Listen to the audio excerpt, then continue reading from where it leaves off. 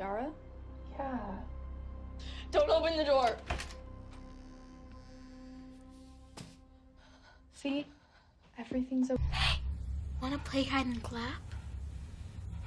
If you have seen any of those films, or were on the internet 17 years ago, you were probably expecting a big loud noise that makes you jump out of your seat.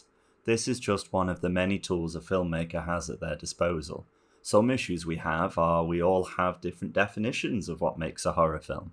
Some people like blood and torture, some like a sense of dread to give them a haunting feeling even after the film is over, and some people just think a loud noise that triggers your reactions is enough for them. It wasn't until I revisited Smile in preparation for its sequel that I realised it actually does contain every aspect on what we see making up the horror films of today. The discourse when this was released, it soon devolved into pointless jump scares and everybody complaining. But since it contained all of them, I thought it'd be interesting to break each one down and see how they match up near the end. Before we start, I just want to apologise for anyone that felt tense at the beginning of this video. I wouldn't resort to such cheap tricks, and it's not some...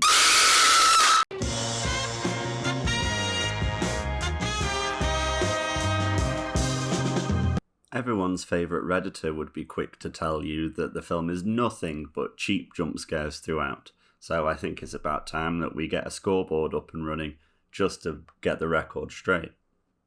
And on this super high-tech scoreboard that I didn't just fill with arbitrary categories, we'll count the good jump scares, we'll definitely count the bad ones and or how they're seemed as cheap, effective horror that doesn't rely on a loud noise or a jump to make that happen, and a secret category that I'll let you know later.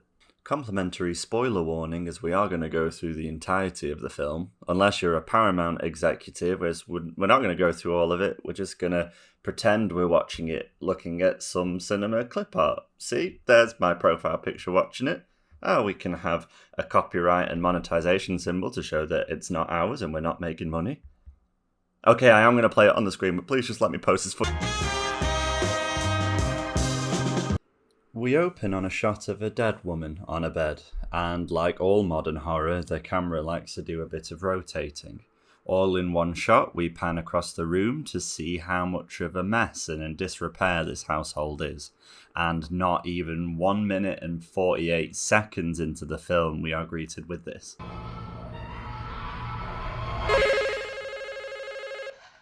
Now, they're not exactly reinventing the wheel here, as there's plenty of more egregious examples of films doing the exact same thing. A flashback or dream cruelly being interrupted as the character wakes up. You're still going to get a point for that, though. We are now introduced to our main character, Rose, who is a psychiatrist that's in an emergency unit of a hospital. We see her speaking with a patient, a panicked individual, just to show us, the viewer, that she is familiar with speaking with people that are seeing scary things that aren't necessarily there. I'm sure that won't come up again, though. We are now shown that Kumar is the boss of this hospital, and Kal Penn has never done anything else. I don't know what you're talking about. And it is revealed that Rose just can't get enough of working. No matter how many times he tries to send her home, she's always there. I really can't relate. Even though she should be leaving, she decides to have one last appointment with the girl that we saw wheeled in earlier. And similar to the last scene that we saw, she is again in her element, trying to speak with someone who is seeing things that no one else can. But if you've seen the fucking poster, you know that this isn't going to go very well. We then get a healthy chunk of exposition, so you better get your listening caps on, as she explains the presence that we're going to see for the rest of the film. It can look like anybody, can be dead people, people you know, or complete strangers. All they do is smile. Would you look at the time? We are now 9 minutes and 9 seconds since our last jump scare, so we might as well get the ball rolling again. God, I'm kind of scared at how many there might be.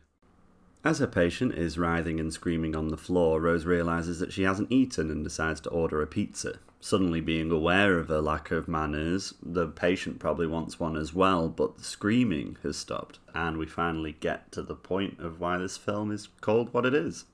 Now, to the film's credit, this is some effective imagery. Granted, a toothy grin within a horror film isn't wholly original, but if it's not broke, don't fix it. Thankfully, this scene can show us that the director doesn't need to rely on jump scares to give good horror. The score cuts out and there's no sound until all the gore starts to happen. After she's done watching someone doing a very avant-garde YouTube makeup tutorial, we can now start the film with the title scene. And hey, maybe the jump scares aren't as obnoxious as everyone's saying. Stop! I could have dropped my croissant!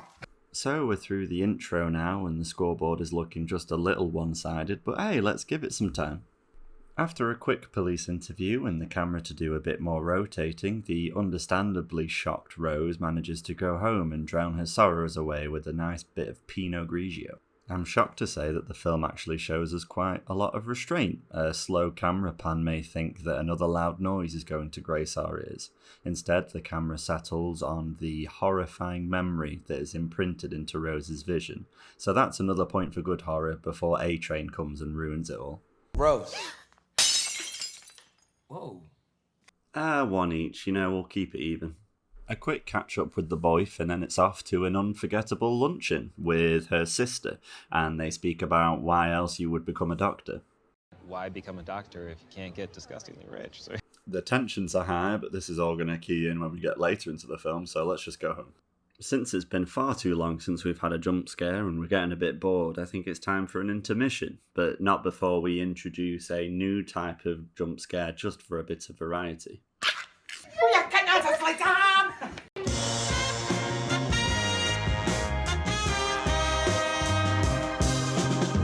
I suppose it's up for debate whether or not you count these as jump scares. However, I find when audiences complain about its inclusion, it is usually of this type, what is called a Luton bus. This gaining its name from the producer of the 1942 film Cat People. You will be really familiar with a Luton bus if you've seen a horror film in the past 5 decades. It is when the tension builds and swells only to be harshly cut through by an everyday noise. In the film, we watch Jane Randolph walking the streets alone at night, utterly conscious of the ever-growing presence of the stalker behind her. As the tension builds and builds, and us as a viewer are dragged along with the expectation of maybe seeing a murderer come out through the tunnel, it is instead, and yeah, you've guessed it, a bus that brings us back to reality. This being hailed as one of the first uses of an effective jump scare, and the industry as a whole definitely picked it up and ran with it. I'm sure we can all recall a film where you're getting really, really tense and then a cat jumps out. There's a lot with cats.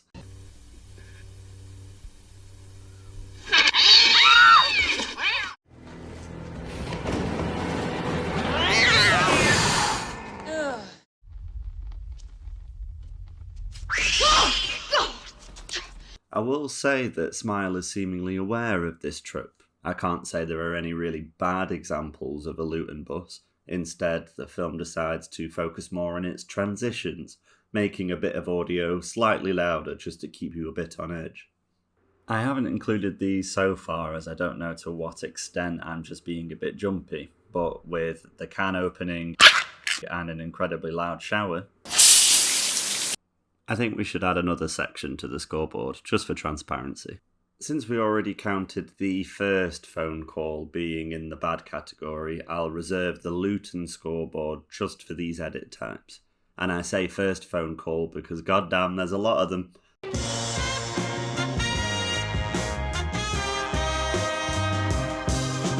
Because she's a sadist, Rose decides to go back to work and, ooh, look what's on her mug. We find out that the hot cop from earlier is actually an ex-boyfriend and he's just begging her to take a mental health day. But Rose tells him she's fine. Not really fine. Rose does a bit more investigating and discovers that the girl that killed herself in front of her also witnessed a suicide.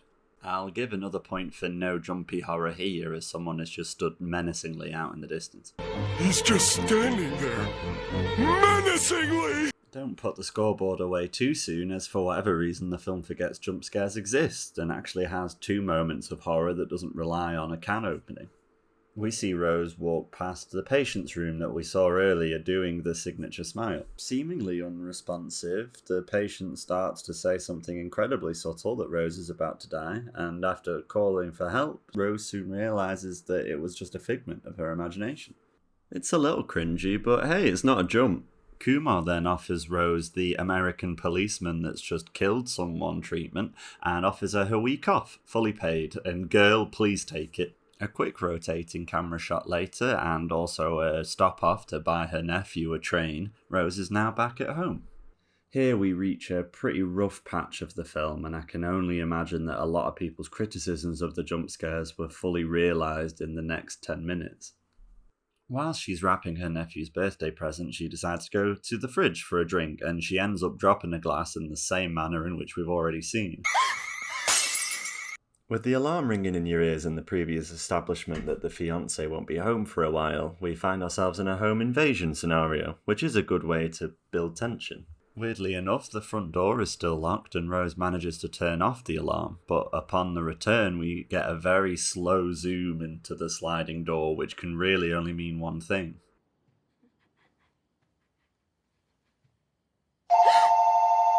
And just like Rose, I too get terrified when people try to call me. On the phone is the security company, explaining that they have been notified that the alarm has gone off. The conversation quickly turns sinister when they say, "Are you alone?" and then asks Rose to turn around. And then we get another silent slow zoom shot, and yeah, you guessed it.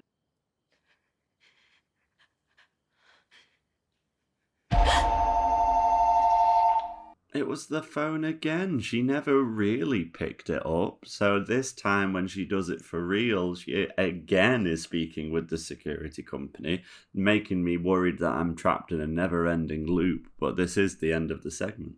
I have a problem with this, as we can see, we had 3 jump scares within 3 minutes. Having 3 so close together, you were really pushing my goodwill with these types of jumps. You've scared me the first time, so the other 2 aren't going to make me jump because you've already killed the tension. And 2 of them are even the exact same scare. Fool me once. Shame on you. If fool me, we can't get fooled again. The police now arrive at the house and do a full sweep not to find anything, and in a surprising move don't shoot her fiancé as he gets out the car. When they go back inside, Rose opens up another tin of cat food that must have had a silencer on it because it's a lot quieter than last time, but the thing is, Mustache is nowhere to be seen. And after being a really unsupportive fiancé, he says this. "Rose, did you break another glass?" That's what I was thinking. 2 glasses, 2 phone calls, and... War! We're in the midst of 2 wars all at once. Back once again for the rotating camera, we see the dead woman lying in the bed that we saw at the start of the film. And just like the start, we get another jump scare. Hey, at least it wasn't another fucking phone call. Now that she's awake, Rose decides to Don John it up. But instead of gooning, she decides to review the audio tape of the smile that kicked all of this off. And since we are fully in the rhythm of this film, you can surmise what happens next. We get real quiet, she turns up the volume, she leans in really close to the screen, and this. Jesus Christ. I mean, yeah, you got me with that one, and I think that would have been cool on its own, but it's been 2 minutes since the last one, and you're starting to get diminishing returns. And in another scene showing that A-Train has the audacity to keep on scaring her in the kitchen, she now goes off to therapy. We may be a little late for that, but you know, self-care queen. Rose is seeing this from the other side in comparison to the start of the film. Now she is the crazy one trying to convince somebody else. The therapist has enough of this and decides to bring up past trauma, as she's probably the only one realising this is a modern horror, and that's what it's going to have to be about. Insinuating that Rose still blames herself for her mother's death, and if you've got more than 2 brain cells, you already know this because we've been seeing it the entire time. After confirming that there will definitely be a follow-up section, the film reaches the opposite of a rough patch. A smooth patch? I like this bit.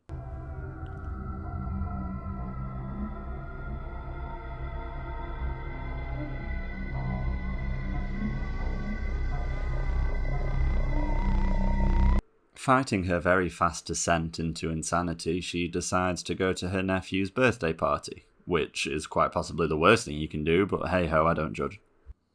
We soon forget the disturbing circumstances that Rose finds herself in as we get wrapped up in the birthday celebrations. The film then executes a beautiful sound change as they're all singing, just to make sure that we have no escape and we need to focus on the scary bit. Happy birthday!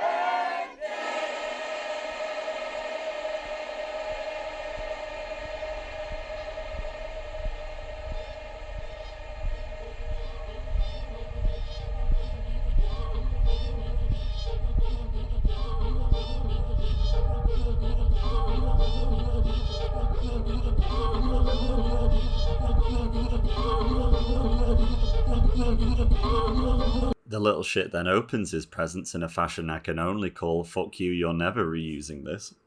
And then he gets to the present that we saw Rose wrapping earlier, and they make damn well sure we know she did it. Look at that smile. I'm not going to sit here and tell you that the following sequence was at all surprising or a shock on my first viewing, but I do think this is a really interesting premise, and it manages to build tension that you know something is going to go wrong. After the adults have done feigning their excitement to see the young lad open what can only be the billionth train of the day, it is revealed that instead of that, inside the box is a mutilated mustache, promptly causing the party to fall into hysteria as us, the viewer, is pulled into the insanity of Rose's situation, with the score building up and the creme de la creme, the Smile, is there watching it all unfold. You did it, Smile. You actually made an effective horror sequence without relying on cheap tricks.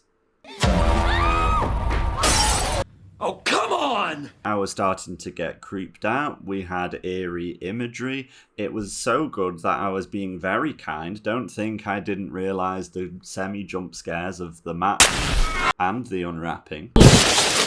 And since we're in a picky mood now, why did you show that it was Mustache in the box? What other cat would it have been? I'm sorry, Parker.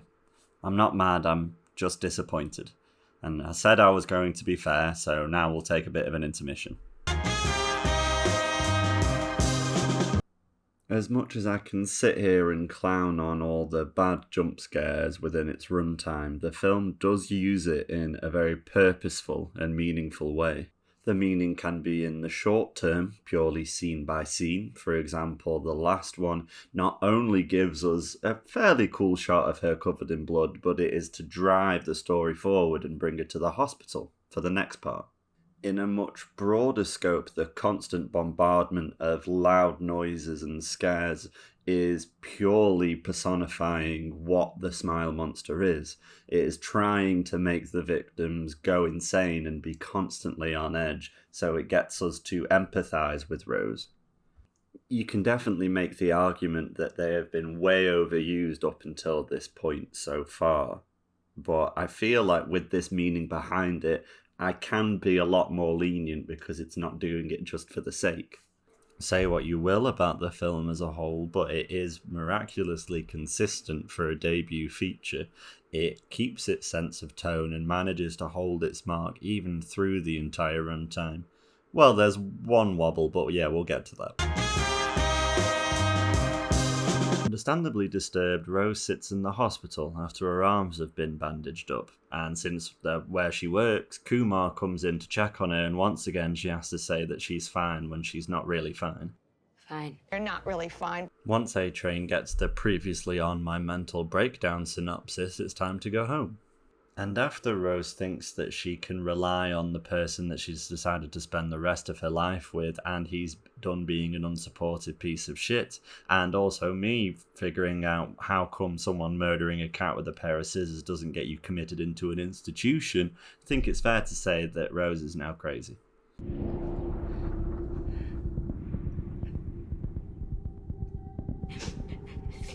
For a second time, Rose decides to Don John it up, but instead of gooning to do a bit more research in and starts reading about the college professor who killed himself with a hammer. Just like Kareem Abdul-Jabbar, the film decides to go for a two-pointer. We get a effective bit of horror, followed up by a jump scare. The first one working incredibly well as the camera again does a slow pan, but you actually see and hear her old memories coming back to haunt her, before settling on the figure standing in the doorway, which really would have given me chills, not that it gave enough time to sink in, because and then this happens. So not only do you use this scream again, but then you also add a car horn?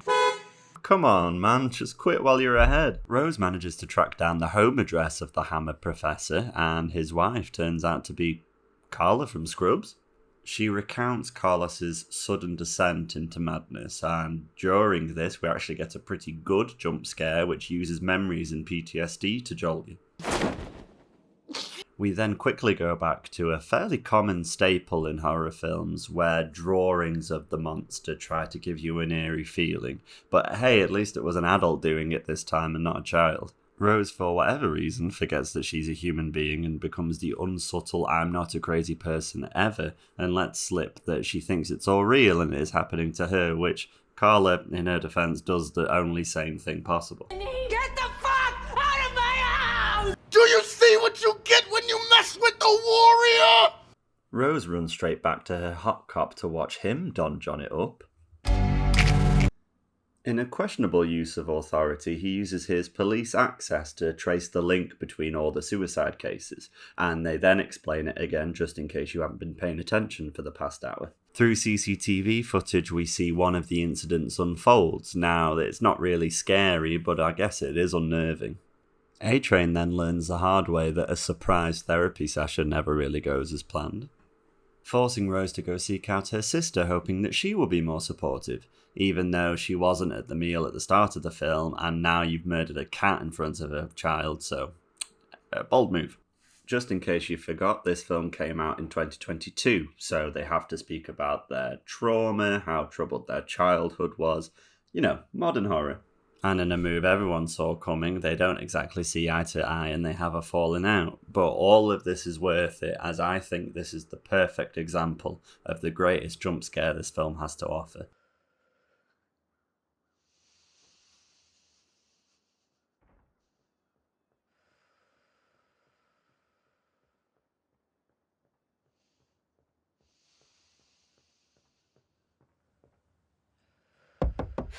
Holly.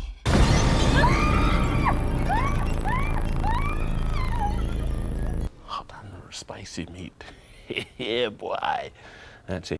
I think this jump scare is so good it is only soured by the worser ones that preceded it. It comes after a dramatic scene that grants us a bit of respite from the constant bombardment of loud sounds.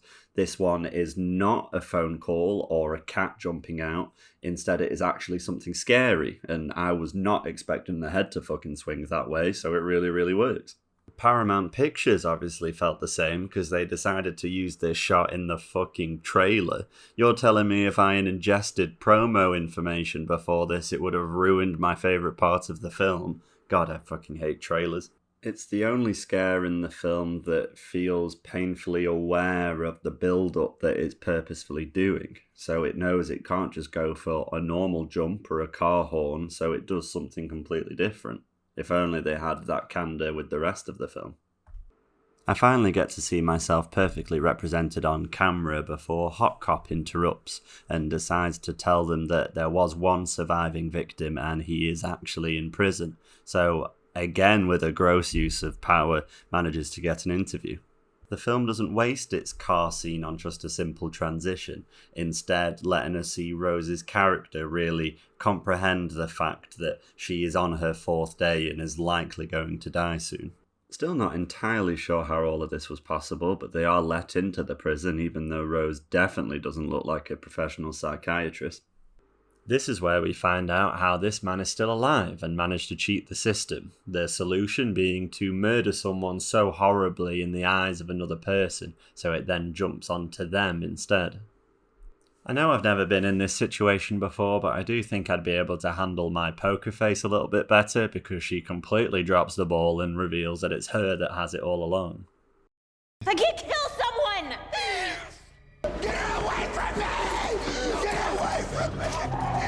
I really like this example of effective no-jump horror. It really sets in the hopelessness of the whole situation. We know this man has already achieved victory in the past, but he is so utterly terrified of having to face that battle again. We are now even more worried for Rose. This carries over to the next scene as she is visibly distressed and oh my god, she just bit a nail off. Oh god, that fucked me up. Is that good horror? I will count it. Whilst Rose is cleaning up that horrifying mess, her eyes land on the block of knives that are next to her, and you see on her face how she is really contemplating the fact that she may have to murder somebody. And you might as well class this as a jump scare because it's a bit of horror that focuses on a bit of dialogue from a previous scene rather than something jumping out and making a loud noise. You know what? I knew you could do it. Rose unexpectedly gets an Uber Eats order with some steaming hot therapy, and since she just considered murdering someone, she doesn't view this as a huge overstep in boundaries and invites her in. Since I can only surmise the director thought I was just on my phone for the entire runtime, we have Rose recount on what she's feeling and some of the previous events that happens, and then she gets a unexpected phone call and oh my god, it's the therapist? This represents a common misstep of this film, or more so the repeating of them. This is the second time she's answered the phone to realise that it's not the person that she thought she was speaking to. I am now so used to the fact that she's seeing people that aren't really there that it really is starting to push it a bit too far. Once the penny finally drops for Rose as she realises that she isn't speaking to the person she thought, we are treated to a really weird shot of the therapist turning into the smile monster. I don't know if I'm the odd one out, but this does not work at all.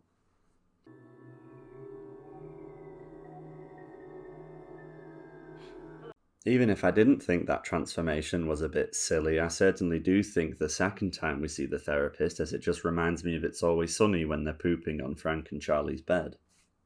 No offence to the actress, as I actually quite enjoy a lot of the scenes that she's in throughout the film, but I don't even think Meryl Streep could have pulled this off. Excuse me. Meryl Streep could play Batman and be the right choice. She's perfection. Now, I get why Rose is really scared because she is clinging on to the last bit of sanity, but I don't really find this intimidating. One, it just seems like an ordinary woman walking very slowly. I've already established I don't really find the face scary, so when she's Twin Peaks bobbing over the sofa, I'm not exactly tense. Going back to a previous point, the film does a good job of the constant reminder of the threat against Rose, but since that's already been established, I don't really think anything's going to happen. There's no real danger, surely she's just scaring her again. We've also never seen the smile monster slowly walk towards Rose, so there isn't any expectation of what happens when they catch her, but I will say I definitely wasn't expecting this. Homer, you're drooling on the mic again. This is the only part of the film I start to question why I'm really watching it. We are almost an hour and a half in and we get to a point which feels utterly pointless. I get the purpose behind the scene. She was literally just considering murdering someone, so we would need the monster to appear to give her a push in the right direction, but I just wish it was done in any other way. Now that we have the drooling push, Rose now decides that she will actually murder someone. And she starts thinking, obviously through her mind, who deserves to die, and yes, the mentally ill. We now get a scene with the roles reversed, Rose becoming the very monster that she's trying to escape, slowly approaching somebody cowering back into the corner. Not being at work for a few days, when Rose sees Kumar, she thinks that he's a Templar and pulls out her hidden blade. What comes next is a bit of a gory scene, but it's not a jump, so I'll take what I can get. For obvious reasons, I can't really show it, but it is Rose repeatedly stabbing the patient in the torso while they both scream at each other, and upon looking back, Kumar actually just rips his face off. We haven't had a jump scare in a while, so of course it was all a dream, and she wakes up in the car outside of the hospital. But how can we be sure that this is even the real reality and she isn't just dreaming again? Yep, she's awake. It takes this conversation an hour and a half into the film for Rose to finally realise the plan that we've all known as an audience for a while. She just needs to be alone and then surely it can't hurt anybody else. Now we just have to think of a simple way to make her drive away frantically and not let Kumar actually be able to stop her. I wonder what it could be. Whilst Rose is driving into the third act, I'll now go back and mention a few other scenes that pick up on a common horror trope. Whilst also being packed to the brim with jump scares, the film actually plays along with the idea that you already know this, instead opting to try and bait you into a false sense of security, thinking that you know exactly what's coming next. We have scenes at the fridge where any other time in the film you would expect something to be behind the door as she closes it. We have the scene in the car where she gets sent home from work for the first time, the slow zoom as she's taking deep breaths. You are expecting another loud noise because that's all you've been subject to. Even though it doesn't pay off at this moment, we get a similar shot after she has her hallucination in the car with another slow zoom as if to try and trick you back into what it was like before, but we all know where that ended up. We have moments like when she is researching the recent Smile cases, when the music kind of swells and she is highlighting slowly aspects of text, and then for the first time ever in this film we have a mobile phone ring which isn't deafening. There are moments that are trying to keep you guessing. The long shots of a dark hallway want the viewer's body to feel tense, like there is going to be a jump scare at any moment. Now granted, this example and a lot of the previous ones are closely followed by a jump scare, so I guess they're not really baiting anything at all. What was my point again? Rose decides that the only place that she can be alone is in her abandoned childhood home, which certainly isn't a good idea, but we are a 2022 horror and we've got to tie it back down to grief eventually. After a quick MTV Cribs tour, we are treated to a flashback of Rose's mum in the bed, which is a shot that I'm sure we could all pick out of a lineup by now, but this is where we discover that she didn't want to die, but Rose didn't necessarily help her to survive. Emotional damage! For a brief second you think you're about to be treated to a Home Alone sequel as you think Rose is looking for supplies and for whatever reason forgets that her phone is fitted with a flashlight and she thinks that that torch is going to work for some reason. We close the curtains and then we wait for the final confrontation, and the Smile monster is kind enough to wait until it's dark, even though it's never waited before, but let's not think about that. The film tries to build tension, but unsurprisingly we are led back to the mother's room to see her sat on the end of the bed. Now granted, I'm just happy that she didn't jump out and yell surprise, so I think this is some pretty good shit.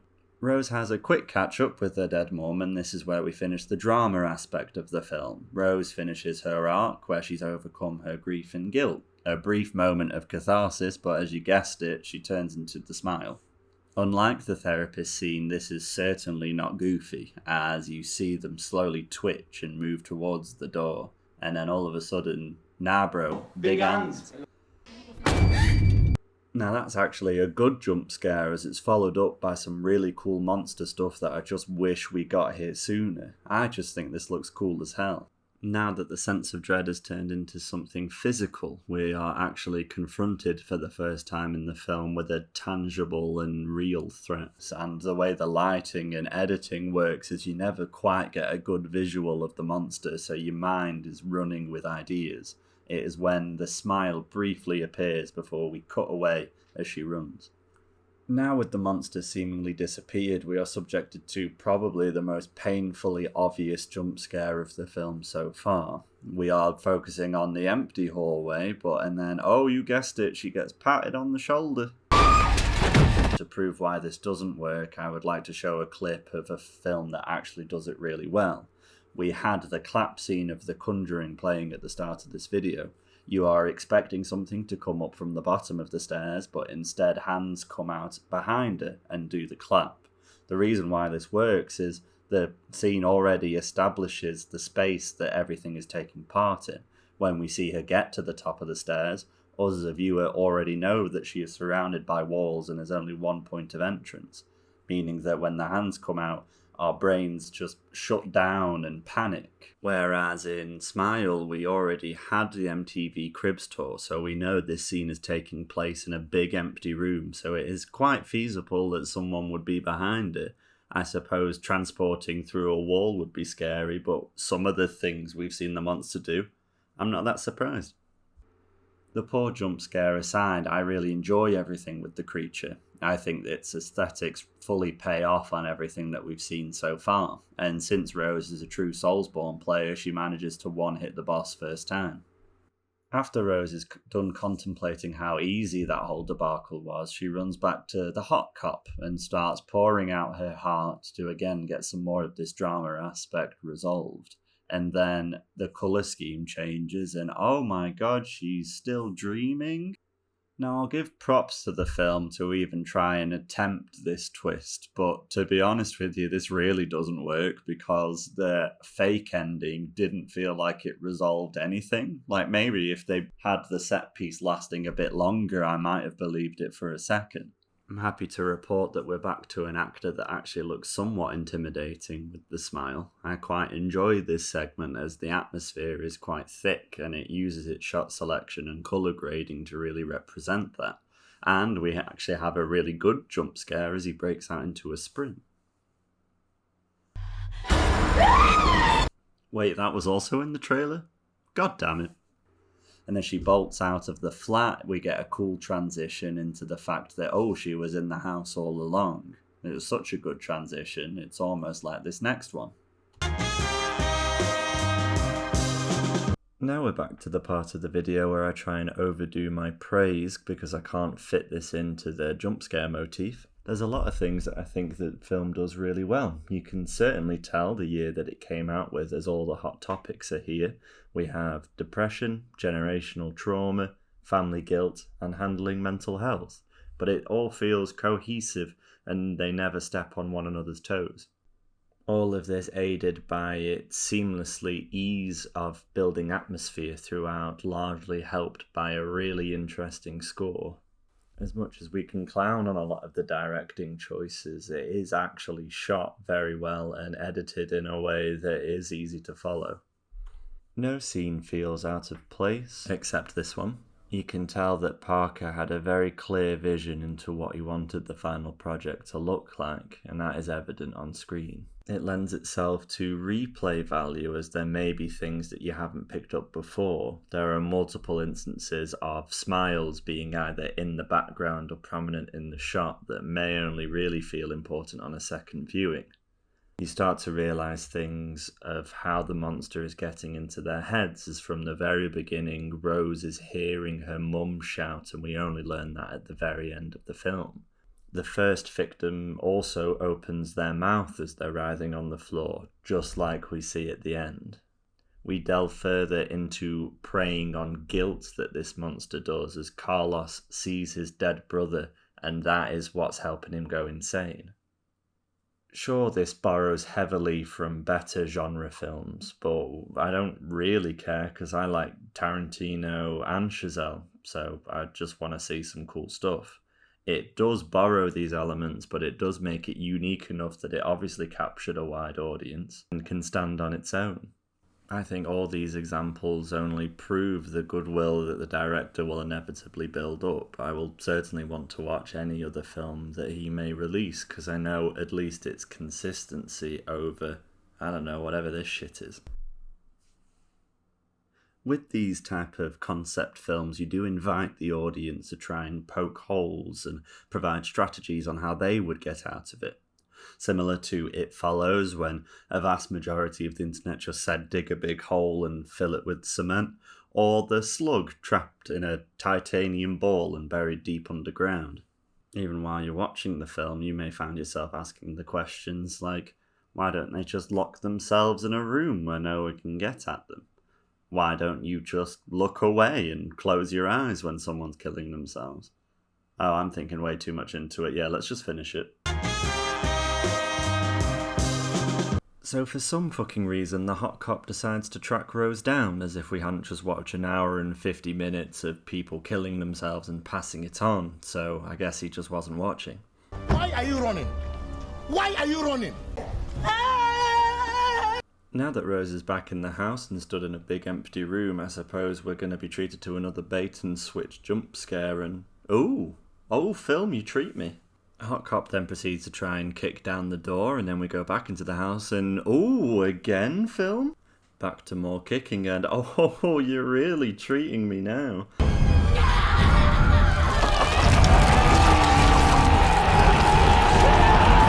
Through its entire runtime, through all of the jump scares, I'm just happy that it all seems to finally pay off in the end. We've had such a good run of effective scares, and it still manages to deliver when a lot of the time the unknown is the only scary thing about it. But the reveal doesn't ruin the film in retrospect, and we get cool-ass shots like this. Once the hot cop finally breaks into the door, we come back to more traditional horror influences, as we're looking in a dark room and there's someone standing in the corner. Granted, with the layout of the room, it's a bit weird he didn't see her straight away, but hey, I'm not thinking too harshly. It is then revealed that Rose has finally succumbed to the smile monster, and makes the cardinal sin of listening to my mixtape and sets herself on fire, all while Hot Cop stares in terror, and the cycle is now complete. I think it's worth giving an extra point, as I do think the ending is quite good. However, I wonder what song they're going to choose for the credits. Lollipop, lollipop, oh lolly, lolly, lolly, lollipop, lollipop, oh lolly, lolly, lolly. Lollipop. And well, there we have it. We made it through the entire film, and to be honest with you, the scoreboard is a lot more even than I thought it would be, with our totals being 31 good scares and 20 really bad ones. Now, I think a lot of the time the negative parts are what stick in your mind more.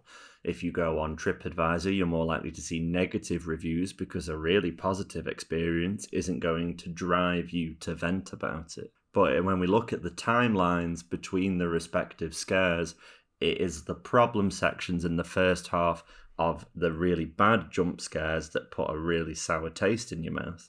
First impressions are a hell of a thing, and when you introduce somebody in the first half of your film with loads of jump scares, they're already cooking up their Letterboxd review as they're watching it. Comparing the two timelines, you do notice that the bad jump scares peter off in the latter half of the film. This buying into the theory that it's designed to have a constant bombardment of jump scares, so you feel like the smile victim yourself, no respite, constant shocks, etc. Now, I've been incredibly lenient when assigning points into both of these categories. Granted, the scoreboard is a lot closer than I would have thought when I first started this video, but I fear that that might be the problem. Looking at the broader categories that we split these points into, the film is really trying to do it all. Sure, it hits the mark with 5 good jump scares, but when you compare it to the 16 bad ones, not only does it water down the effective moments, but it just makes me think that they've thrown so much at the wall, seeing what would stick. They have 26 good no-jump parts of the horror, but contrast that with the rest of the jump scares, that's not really what I'm going to remember. It's all of a Master of None scenario, with me not focusing on any one aspect because you keep on flicking between the two. I won't class the looting category because that is just me being a bit pedantic. I'm just not a fan of cans opening. So, what have we learnt here today? What was this video all for? Even with all the negativity sprinkled throughout this, I'd just like to say that I enjoyed Smile. I think its consistency really sets it apart from a lot of the shite horror films that have come out recently. I'm definitely not the only one, as this is one of the few box office successes for quote-unquote original IP, because through making this I realised I just really want to watch It Follows again. What makes Smile a really frustrating watch is you can see a truly great horror film buried within all the fluff and padding. The flashes of brilliance get you really excited to watch whatever Parker does next. However, we really didn't need a sequel to this, but I guess after that. Here's hoping that it's more conducive with some of the good parts we've highlighted. Jump scares need to be at a minimum for something to be effective. Not ones that you're constantly expecting, but the clue's in the name, it is unexpected. Not like the ending of Host 2022, when the screen gives you a countdown to the final scare. A jump scare is only a flash in the pan, a momentary jolt before going back to normal. True horror does not rely on this. Instead, it burrows into your mind and will follow you home. God, I need to go watch It Follows again. Of course, this is only my opinion, and as we all know, beauty is in the eye of the beholder.